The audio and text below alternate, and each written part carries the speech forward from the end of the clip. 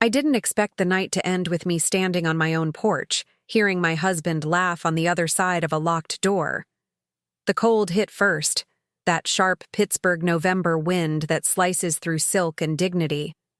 I was still wearing the navy dress I bought specifically for the charity dinner he insisted we look impressive at.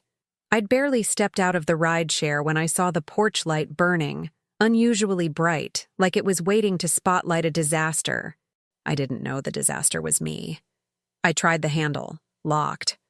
I knocked lightly at first, assuming mistake, misunderstanding, anything normal married couples deal with. Then harder. Harris? Let me in. Nothing. My chest tightened. I knocked again, louder this time. Someone across the street was walking their dog. They paused, watching. A neighbor's blinds parted. I knocked harder. Harris! Finally, footsteps. The deadbolt clicked, and the door swung open just enough for me to see his silhouette. Not warmth, not concern, just irritation. What? He snapped. What do you mean what? Why is the door locked? I whispered, because the weight of eyes from the street pressed against my back. He stepped forward, blocking my way with an arm against the frame. He smelled like bourbon, and confidence that wasn't deserved. Elena, go somewhere else tonight. I need space. What are you talking about? We just left the dinner. Yeah, he cut in. And you embarrassed me. Again. I blinked at him.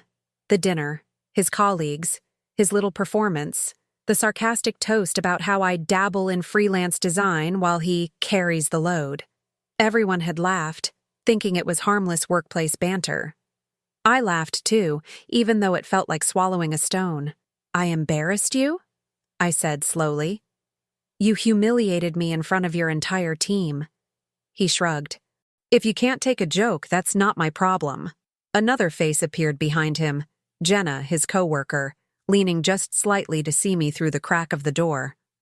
Her hair was tucked in a messy bun, her expression smug. She didn't say anything. She didn't need to. My stomach dropped. Why is she here?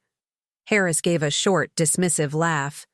She came over so I wouldn't have to deal with you alone while you're in one of your moods. The dog walker across the street had fully stopped. My next-door neighbor, Mr. Blake, was now standing on his porch, arms folded, pretending to check his mailbox. I felt the heat rush up my neck. Harris, open the door. We are not doing this in public. No, he said, loud enough for the entire block to hear. We are doing this right here because I'm done letting you drag me into your emotional chaos. Emotional chaos? My voice cracked. I came home. That's the point, Elena. His voice rose. This house isn't working with you in it anymore. He reached behind him, grabbed something, and shoved it through the gap. A cardboard box packed so carelessly that its contents slid around like trash. It hit the porch step with a dull thud. The lid popped open on impact. My breath left my lungs.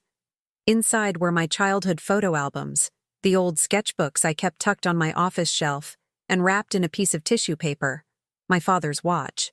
The one thing I refused to touch after he passed because I wasn't ready to break the last thread connecting us. It rolled out of the box and clattered across concrete, skidding to a stop near Mr. Blake's shoes. I froze. The whole world narrowed to that single watch lying face up in the cold. That's yours, Harris said loudly. So take your sentimental junk with you. A gasp came from the sidewalk. Someone muttered, Jesus Christ, under their breath. My hands trembled as I knelt to pick up the watch. The metal felt colder than the air. I lifted the photo album next. It was smeared with grime from the ground. Harris, how could you? My voice wasn't steady. It wasn't strong. It was hollow. Behind him, Jenna whispered something. He didn't bother lowering his voice as he answered. She needs to learn that consequences happen when she doesn't listen. I looked at him, really looked, and saw a stranger standing where my husband should have been. Move, I said quietly. I'm coming inside. No, he said. I'm done. I can't keep carrying you. The words hit harder than anything physical he could have thrown. I clutched the photo album. Carrying me? Harris, I supported you through grad school. I worked 2 jobs while you took unpaid internships. He cut me off with a wave of his hand. Stop living in the past. I'm the one with the real career now. Something inside me broke cleanly, silently. I felt the neighborhood watching. I felt humiliation coat my skin like rain. I felt the porch beneath my knees, cold and uneven. But beneath the wreckage, something else stirred. A quiet, burning thing. A thing that whispered, "Remember this." Harris's phone buzzed in his hand. He glanced down and smirked. "Look, Elena, go stay with your sister or something. I'm not doing this all night." He pushed the door closed. Click, deadbolt. Absolute finality. The porch light hummed overhead. The wind snapped at my dress. I gathered the box in my arms and stood up, even though my legs didn't feel like they belonged to me. I looked at the house, my house, and something inside me shifted. Not collapse, not defeat, something cleaner, sharper. A new clarity forming at the edges of the hurt. "You'll regret this," I whispered. Not as a threat, as a fact. I walked down the steps, holding the pieces of my life in a cardboard box while the neighbors watched in stunned silence. I didn't look back again, because this was the night I realized something important. He thought he locked me out. But he had no idea what he had just unlocked in me. The night Harris locked me out didn't come out of nowhere. It felt sudden, violent, shocking. But the truth is, the cracks had been forming for years, thin at first, almost invisible unless you knew where to look. And I had been looking away for too long. When we met, Harris was the one who needed help. He was finishing his master's degree, drowning in student debt, working part-time at a campus lab. I had a steady design job back then, nothing glamorous but enough to pay the bills. I covered rent the first 2 years. I covered groceries, his textbooks, half his conferences. I never counted the cost because back then, we felt like a team. We married in a courthouse with 4 witnesses and the kind of hope only people in their 20s possess. And then, life started happening faster than we could keep up. My father passed unexpectedly, a sharp, world-ending shock that hollowed me out for months. He left me a small box of possessions, a stack of old files, and what I later learned was an investment account he had set up when I was a teenager. I never touched it. I couldn't. It felt wrong, like using something sacred. Harris told me to liquidate it. "No point having money just sitting," he'd said. "We could use it for a down payment." I refused. He dropped it then, but I remember the flicker of frustration in his eyes, a seed that would grow into something poisonous. After Arya was born, my world shifted. She became the anchor I didn't know I needed and the mirror that forced me to see everything clearly. Harris was a good father for a while. He rocked her to sleep, warmed bottles at 3 a.m., took pictures like he was documenting a museum exhibit. But as his career climbed, something changed. The long hours, the sharp tone, the way he corrected me in front of people, the way he called my business a side hobby, even when it paid half our expenses. He said he was stressed. He said I was too sensitive. He said we should be grateful for the life we were building. And I believed him, until the signs no longer made sense to ignore. The late-night team meetings, the suddenly private phone, the scent of someone else's shampoo on his shirts, the way he avoided eye contact when I asked simple questions. It wasn't proof, but it was something worse. Intuition with nowhere to land. 2 days after he locked me out, I sat at my sister's kitchen table, hands wrapped around a mug of coffee I wasn't drinking. Arya colored quietly beside me. My sister, Marisol, leaned against the counter, arms crossed. "Elena," she said gently, "he's been cheating. You know that, right?" I swallowed. "I don't have evidence." "You don't need evidence," she said. "You need honesty." As if on cue, Arya looked up from her drawing and said, completely innocent, "Mommy, remember when I told you Daddy was hugging Miss Jenna at his office? She's really nice." That was the moment everything inside me went still, not broken, confirmed. The betrayal wasn't a theory anymore. It had a face, a timeline, a witness, my daughter. And now it had consequences. I woke up the morning after Arya confirmed everything with a strange, steady calm. Not peace, not acceptance, something sharper, something with edges. For the first time in months, maybe years, my mind wasn't fogged by hope or excuses. I saw Harris clearly, his cruelty on the porch, the dismissive comments, the distance, the lies hidden in plain sight. And I saw myself too, not as the fragile woman he insisted I was, but as someone who had survived worse and rebuilt before. I showered, tied my hair back, and started packing. Not the frantic, heartbroken packing you see in movies. Systematic. Focused. I chose only essentials. Documents, my laptop, Arya's medical records, my design drives, and the small box of my father's things. I left everything else behind. I didn't want anything that had Harris's fingerprints on it.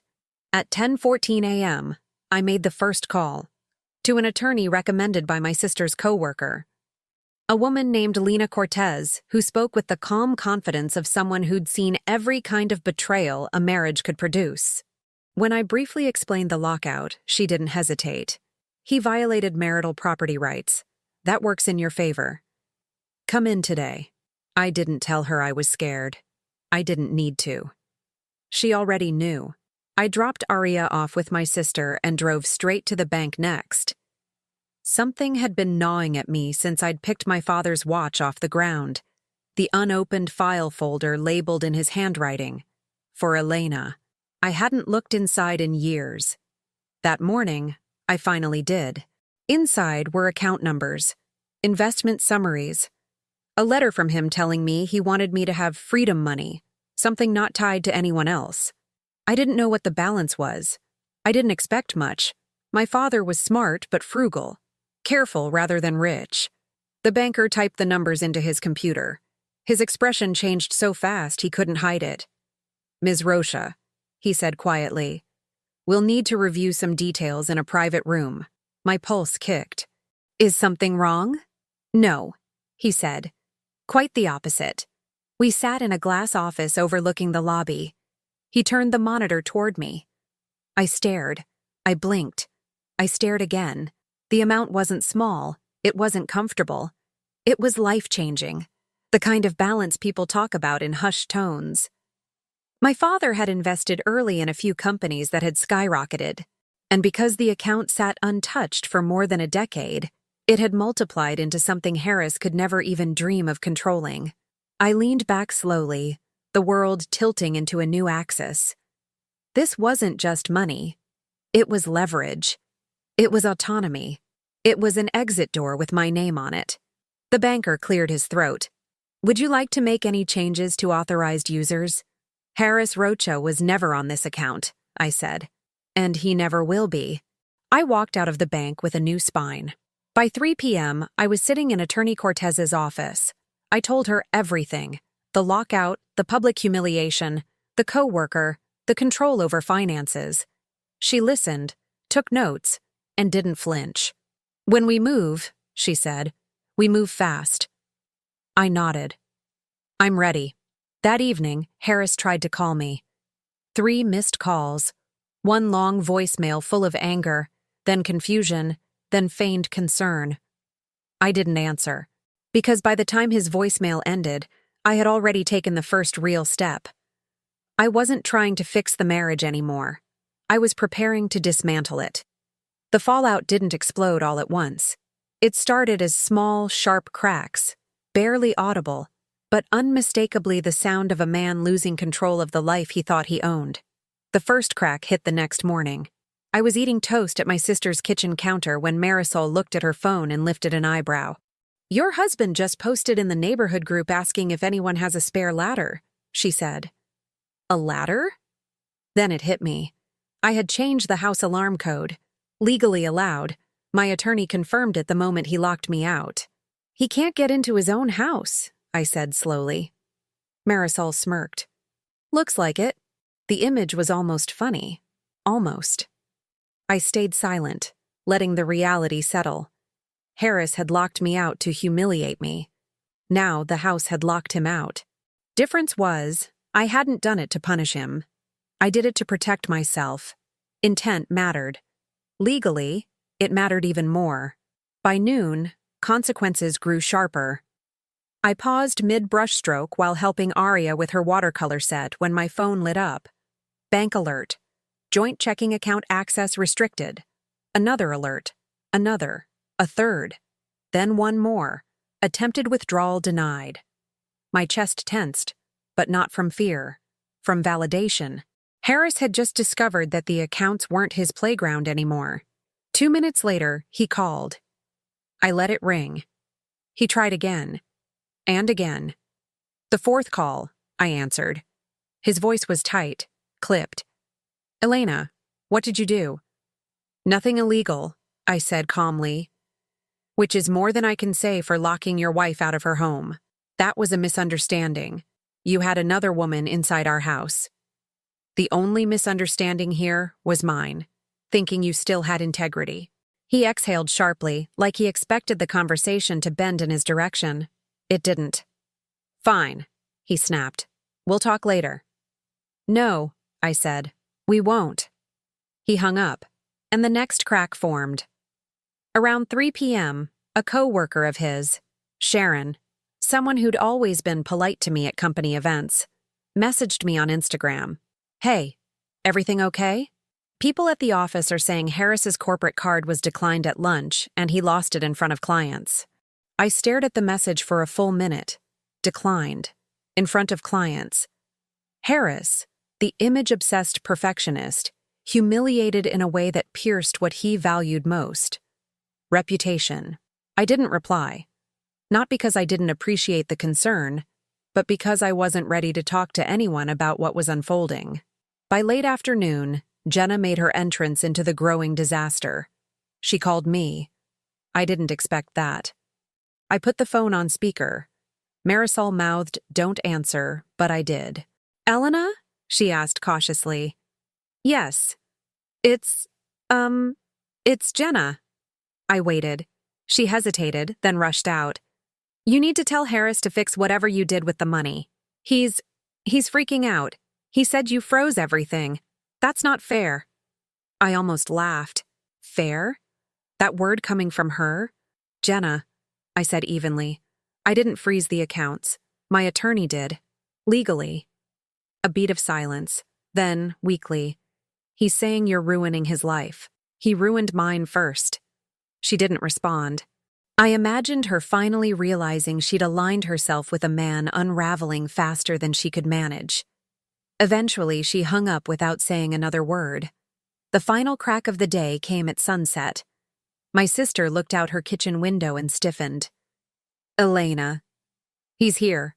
Harris stood on the walkway, pacing, jaw tight, hands in his pockets like he was rehearsing a speech. Not the arrogant posture he used at the dinner. Not the cocky smirk from the porch. This was a man who felt the ground shifting under his feet and didn't know how to stop it. I didn't open the door. I watched from behind the curtains as he knocked. Not hard, not angry, but desperate enough to sting. Please, Elena, he called quietly. We need to talk. Marisol put a hand on my shoulder. Don't. I didn't move. I didn't answer. I didn't even breathe for a moment. Because for the first time, the power wasn't in his hands. It was in mine. 3 days passed before Harris managed to corner me in public. And only because I let him. Lena, my attorney, insisted all communication go through her. But I wanted one moment. One clear, undeniable moment where the truth stopped being whispered in corners and finally stood out in the open where he couldn't twist it. So when he texted, "We need to talk." In person, I responded. Tomorrow, 10 a.m., Riverview Cafe. Public place. That's the only option. Marisol came with me but sat across the room pretending to scroll her phone. She was backup, not interference. The cafe was buzzing with morning regulars. Young professionals typing on laptops, retirees reading newspapers, Two moms from the neighborhood pushing strollers, natural witnesses. I chose a corner table. I didn't shake. I didn't fidget. The version of me who cried on the porch was gone. Harris walked in wearing the same tailored navy coat he wore the night he locked me out. But he looked smaller in it now, shoulders tense, eyes darting, hair unstyled like he hadn't slept well. He spotted me and approached fast, like if he didn't move quickly, I'd disappear. "Elena," he said, sliding into the seat across from me. His voice had that forced calm tone people use when they're trying to hide panic. "This has gone too far." "No," I said. "This has gone exactly where your actions led it." He flinched. The waitress arrived before he could respond. "Coffee?" she asked. "For me, yes," I said. "For him, no," she added, confused. "He won't be staying long," I said simply. Harris exhaled sharply. "Okay, enough with the performance. You've made your point." I leaned back, folding my hands in my lap. "What point is that?" "That you're angry," he snapped. "That you can freeze accounts. That you can ignore my calls. Fine. Congratulations." A couple at the next table looked over. Harris noticed and lowered his voice. "Elena, you're hurting both of us. This divorce talk. You're the one who ended the marriage," I said. Calm, quiet, but strong enough that two nearby laptops stopped typing. He stiffened. "I never said I wanted a divorce. You locked me out, with another woman inside." His jaw clenched.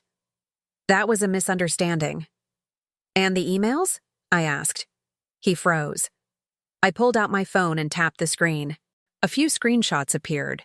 Timestamps, meeting room reservations, forwarded messages where Jenna complained to a coworker that Harris was emotionally suffocating her with drama about his wife.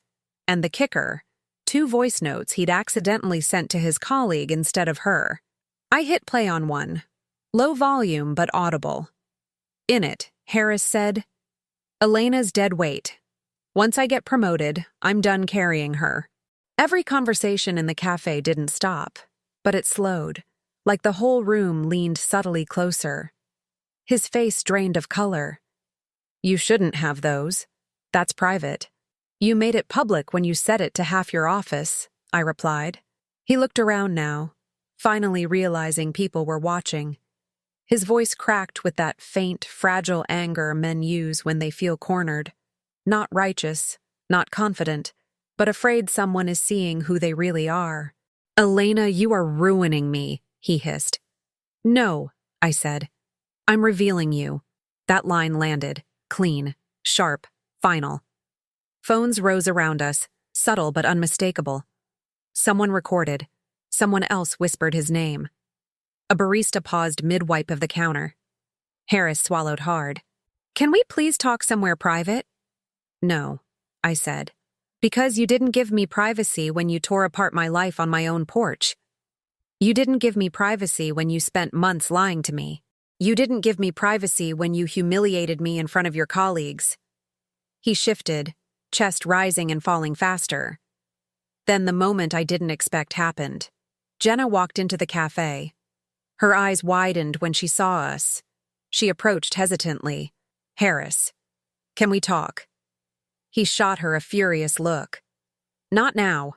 She glanced at me nervously, then at the phone in my hand. Then she whispered, almost inaudibly, "You didn't tell me you locked her out." Every head in earshot turned. Harris stood abruptly. "This is a circus. I'm not doing this." "You already are," I said, rising calmly. I didn't shout. I didn't cry. I didn't collapse. I just delivered the line that would follow him longer than any rumor. "You didn't destroy our marriage. You just exposed yourself." A murmur rippled through the cafe. Someone actually said, "Wow." He reached for me as if to salvage the scene, but Jenna took a step back, shaking her head. "I can't be part of this." She walked out. He stood alone. And I left him standing in his own wreckage, the whole cafe watching as the man who once controlled every room finally lost control of the only one that mattered. I expected Harris to disappear for a few days after the cafe incident. Hide, regroup, process the humiliation. But that's not who he was. Harris couldn't sit with shame. He had to bury it under noise. By the next morning, he had already begun. I woke up to 3 missed calls from unknown numbers and 1 message request on Instagram. You should be careful about ruining people's reputations. It can backfire. Anonymous. I didn't need detective skills to guess who sent it. The tone reeked of Harris. Dramatic, vague, and weirdly proud of itself. I scrolled down. He had posted a 15-second Instagram story at midnight. Black background, white text, dramatic music. When someone you love becomes unrecognizable, all you can do is pray for them. Some people break under pressure. Some people destroy what they can't control. No names, no details. But the implication was loud. I was unstable, overreacting, dangerous, classic reverse victim and offender. Within an hour, mutual acquaintances started messaging me. Is everything okay? Is this about you? Did something happen? I ignored all of it. Let him speak. Let him spin. People who rely on performance eventually forget they're performing for the wrong audience. At noon, Lena called. I've seen the posts, she said. Don't respond. Document everything. He's panicking. That's good for us. But Harris wasn't done. By early afternoon, he uploaded a second story, this time a video. He filmed himself sitting in his car, wearing that navy coat again, eyes red as if he'd practiced looking emotional in the rearview mirror. I've tried everything, he said, voice trembling just enough to fool people who didn't know him. Marriage takes work, sacrifice, empathy.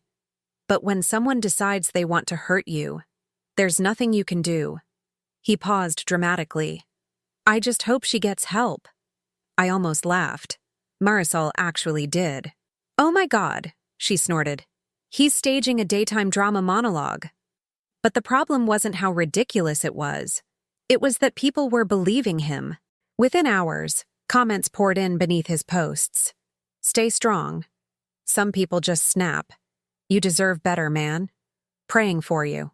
He was building a narrative, and he'd always been good at that. But here's the thing about narratives. They crumble when the truth shows up with receipts. Around 4 p.m., I got a DM from someone I barely remembered. A woman named Jess, who used to work at the same firm as Harris. Hey, I know this is forward, but I think you should see something. I can't stand dishonesty. She attached a private link to a shared folder. Inside were screenshots. Dozens.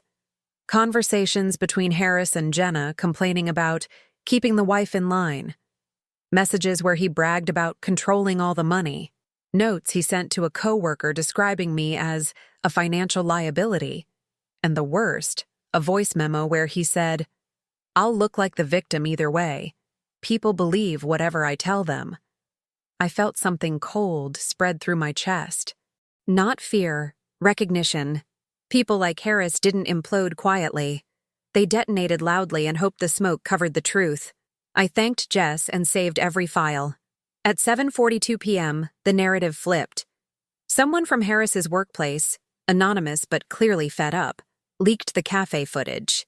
It spread through local group chats like wildfire.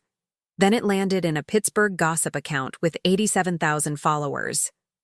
Local consultant caught in cafe altercation with wife. Who's lying?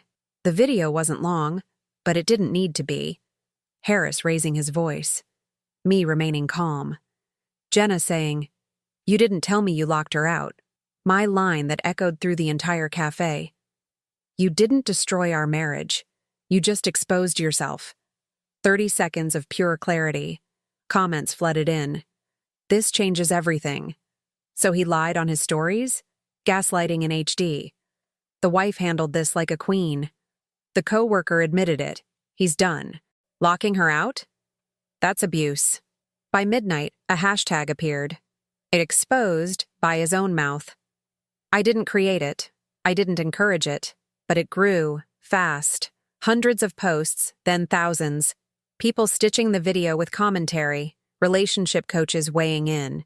Even a therapist account breaking down his behavior. Harris tried to fight back. He posted another story at 1 a.m. Don't believe everything you see. But the damage was done. When liars speak, it sounds defensive. When truth speaks, it sounds final. And the truth was everywhere now. In comments, in reposts, in reaction videos, in the whispered conversations at his office. The narrative he tried to weaponize became the one that destroyed him. And for the first time since the porch, I felt the ground shift beneath my feet. Not in fear, but in momentum. My story wasn't collapsing. It was finally being heard. And his? It was burning. Fast. The morning after Harris's PR spiral collapsed, Lena called me before I even finished my first sip of coffee. "Elena," she said, sounding unusually energized. "The timing is perfect. We're filing today." I didn't need to ask what she meant. The cafe video, the leaked messages, the voice memo. Every piece of evidence had turned the divorce from a negotiation into a dismantling. "Are you ready?" she asked. "Yes," I said. And I meant it. The legal hammer drops at 11:17 a.m. Elena filed for legal separation with immediate temporary orders. Exclusive occupancy of the marital home awarded to me. Immediate financial disclosures from Harris. Freeze on all joint funds except those allocated for Arya. Emergency protective order based on the lockout and intimidation. Custody arrangement granting Harris supervised visitation until review. Supervised visitation. From the man who once bragged about being the stable parent. Lena sent me a copy of the documents. It felt surreal seeing everything printed in black and white. Every humiliation, every cruelty, every lie. But instead of hurting, it felt clarifying. At 12:08 p.m., the filings hit Harris's email. At 12:14 p.m., he called me. I let it go to voicemail. At 12:19 p.m., he called my sister. She declined. By 12:31 p.m., he called my attorney's office, and Lena sent me a screenshot that made me exhale a long, steady breath. "Please tell her I'm willing to work something out. This is too extreme." Extreme was locking your wife out. Extreme was lying publicly. Extreme was weaponizing reputation. Lawyers didn't call that extreme. They called it grounds. The workplace fallout. But legal consequences were only one part of the collapse. Around 1 p.m., I received a message from Sharon again, the co-worker who had messaged me about the declined corporate card. "He's in a meeting with HR. People are saying Jenna filed a formal complaint. This is bad for him, Elena. Really bad." I didn't respond. Not out of spite. Out of preservation. An hour later, another message. He left the building with a box. Security walked him out. The man who once prided himself on being the most polished consultant in the firm was now the subject of office gossip, HR memos, and whispered sympathy for Jenna. The coworker who had finally realized she was aligning herself with a sinking ship. He didn't get fired on the spot, but he was placed on administrative suspension pending investigation. In the corporate world, that was code for start printing your resume. And in the same hour, his corporate Slack privileges were removed. Everything he'd built professionally, gone because he couldn't control himself. The financial unraveling that same evening, Lena and I reviewed Harris's preliminary financial disclosures. Or rather, the lack of them. "Look at this," Lena said, dropping a stack of documents on her desk. He had forgotten to disclose a brokerage account with moderate holdings, a crypto wallet, a $7,500 transfer to a consulting expense, clearly Jenna, a bonus from last quarter, a miscellaneous loan to his brother. "He thinks he's clever," Lena said. "He's not." She filed a subpoena for full records. His attempt to hide assets didn't just hurt his credibility, it handed us leverage. Under Pennsylvania law, failing to disclose assets could result in awarding me a disproportionate share of marital property. By the time Lena finished her calculations, the estimates were staggering. I wouldn't just get half, I would get more. His actions had handed me the financial win he thought he was protecting himself from. The father-in-law reckoning 2 days later. Harris's father, a stern, old-school man named Frederick, called me out of nowhere. "This is Frederick Rocha," he said stiffly. "I need to speak with you." My pulse tensed. He had never liked me. Not openly rude, but cold in a way that felt personal. "I saw the video," he said. "I need to know, did he really do all of this?" "Yes," I said. "And more." There was a long, heavy silence. Then he whispered something I never expected. "I'm so sorry, Elena." I blinked, momentarily speechless. He went on. "I raised him better. I don't know what happened. I'm ashamed of him." Another pause. "I want you to know," he continued, voice breaking, "you and Arya will always have a place in this family. He's the one who is no longer welcome." I didn't cry often anymore. But that call almost broke me. Not because I needed his approval. I didn't. But because Harris's actions had finally been witnessed by the one person whose respect he'd spent his entire life trying to earn. And he'd lost it. The brothers' withdrawal. The next day, his younger brother Owen sent a message. "I'm sorry. I love my brother, but what he did to you, it's inexcusable. If you ever need help with Arya or anything, please ask. When the people closest to you step back, you learn who you really are." Harris was learning fast. The mistress collapses 2 days later. I got an unexpected email from Jenna. Subject line: "I'm sorry." The message was short, shaky, and full of regret. She apologized for everything: the secrecy, the denial, the part she played. She revealed that Harris had promised her a future, promised money, promised stability. And when everything fell apart, he blamed her to save himself. "He said you manipulated me," she wrote. "But now I see he manipulates everyone." She ended the message with a line I didn't expect. "I hope you ruin him in court." I didn't respond. Not because I was angry, but because I no longer needed anything from her. Her conscience was hers to carry. Mine was clean. The final collapse of his world. The last blow came quietly. Harris moved out of his temporary corporate rental and into a small, aging apartment on the outskirts of the city. He couldn't afford the townhouse. He couldn't keep up with legal fees. He couldn't access joint funds. He had no company to hide behind. No mistress to validate him. No family to defend him. And every time he tried to paint himself as the victim, the internet reminded him of reality. The cafe video had become a reference point, a meme, a cautionary tale.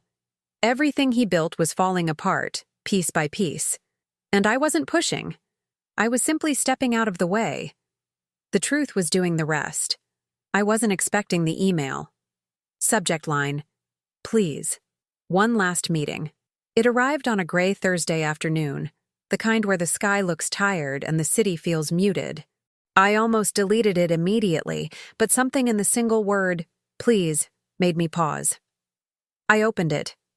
"Elena, I know I don't deserve anything from you, but I need to explain myself. I need to speak to you without cameras, without the internet, without lawyers. Just us. One last time. Please." I stared at the screen for a long time, not because I felt sympathy, that well had dried a long time ago, but because I realized something important. I wasn't afraid of him anymore. I wasn't his mirror, his shield, his excuse, or his silent witness. I was free. And because of that, I could face him with nothing left to lose. I replied, "Tomorrow, 5 p.m. Shenley Park, public, neutral, that's all." Marisol insisted on coming, but I told her I needed to do this myself. Not for closure, not for answers, but to give the last line to the person who earned it. The meeting. Shenley Park was quiet at that hour. Families already home, joggers finishing their last laps, a few college kids heading toward the museum. I chose a bench under a tall maple tree, its branches bare but dignified. I saw Harris approaching from the parking lot. He looked smaller, not thinner, not weaker, just reduced, like someone had scraped away all the layers he used to hide behind. Gone was the tailored coat.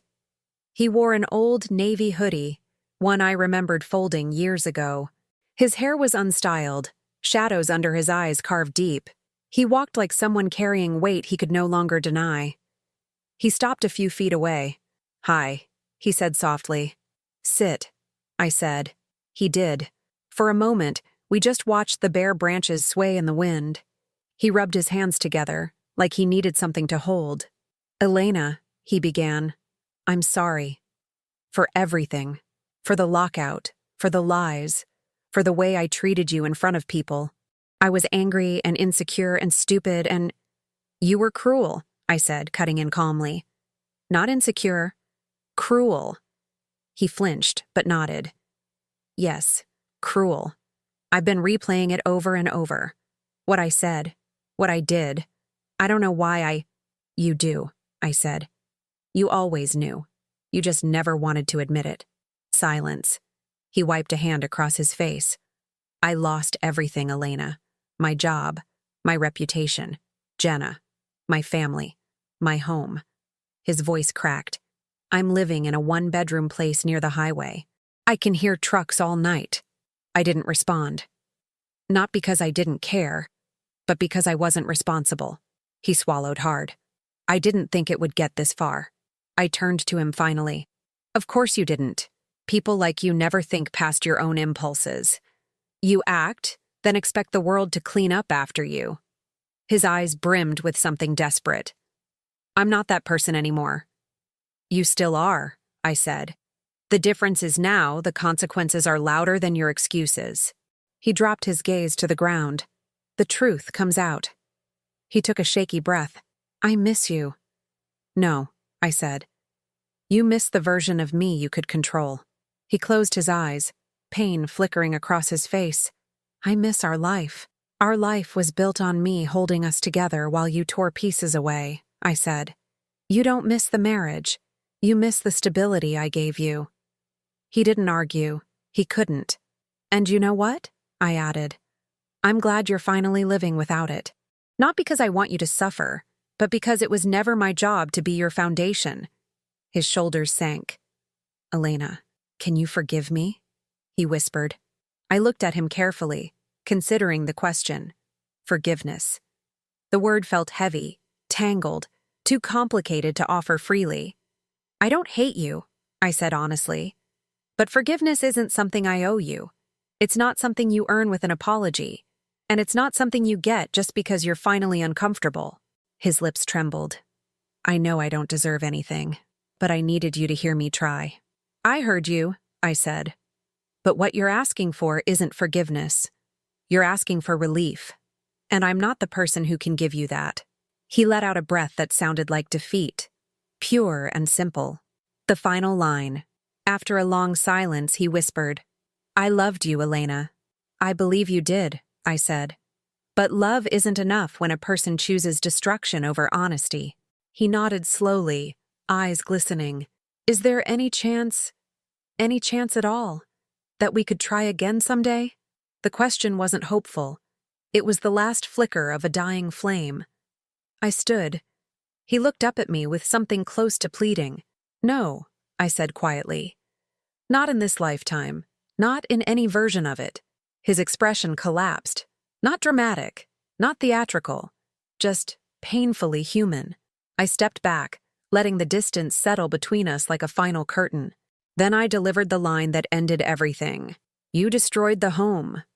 I just rebuilt mine without you." Harris's breath hitched. He reached toward me like he wanted to fix something that no longer existed. But I had already turned. The air was cold. The sky was gray. The world felt wide open again. I walked away without looking back. Not because I wanted to appear strong, but because I was. And this time, he wasn't the one leaving me behind. I was the one leaving him in the life he created. I didn't realize how quietly life reshapes itself until months had passed, and the chaos finally settled into something honest. Not perfect, not magical, just honest. And that was enough. The legal process took time, as these things always do. But every step moved with a clarity I never had access to before. The court granted me primary custody. The house became legally mine, though I chose to sell it anyway. I didn't want to sleep in walls that remembered too much. Arya and I moved into a sunlit apartment near Frick Park. a place with big windows and soft morning light that felt like a reset button. My father's account, this quiet, patient gift he left behind, became the foundation I didn't know I'd need. I didn't touch most of it. I didn't have to. My design business, once dismissed as a side hobby, grew faster than I expected. Clients came through referrals, through the cafe video, through people who said they admired how I handled myself. I didn't plan for any of that. I just showed up to my own life for the first time in years. Arya changed too. She laughed more. She asked fewer cautious questions. She didn't flinch when a door shut too loudly, didn't watch adults' faces to decode tension. She just existed the way a child should. Light, curious, free. One day she brought home a drawing of our new apartment. 2 beds, 2 stick figures, a cat she hoped we would adopt. Under it she wrote, "Home." And it finally felt like one. People sometimes ask if I ever regret leaving Harris. The truth is, I don't think about him often. He became a distant echo, a cautionary memory fading at the edges. I heard through Owen that Harris moved again. Smaller place, cheaper rent, quieter neighborhood. He works contract jobs now, nothing stable, nothing public. His father barely speaks to him. Jenna avoided the entire situation by transferring departments and blocking him everywhere. The internet forgot him after the drama dried up. Most people always forget the men who tried to build their identity through control. They're not interesting once the mask falls. Every few months, Harris sends a long message asking how I'm doing. They're polite, reflective, trying too hard to sound grown. I don't respond. Not because I'm angry, but because my life no longer bends toward him, not even in memory. The real turning point wasn't the money, or the court rulings, or even the freedom. It was waking up one morning and realizing I felt nothing. No bitterness, no fear, no craving for answers, just space. A wide open space inside me I'd never had before. I started running again, learned to cook dishes my mother used to make, reconnected with old friends. Took Arya to the science center every Saturday. We planted herbs in pots on the balcony, basil, rosemary, mint. They grew fast. So did we. When I think about the porch now, the cold November night, the door closing in my face, the watch hitting the concrete, it doesn't sting the way it used to. That moment didn't end my life. It redirected it. It pushed me into a version of myself I would have never met if everything had stayed comfortable enough to tolerate. Sometimes betrayal doesn't break you. Sometimes it frees you from a life that was already too small. And when I walk Arya to school, or sip coffee in my quiet kitchen, or look out at the skyline from my balcony, I realize something simple. I didn't just rebuild my life. I built one that was finally mine.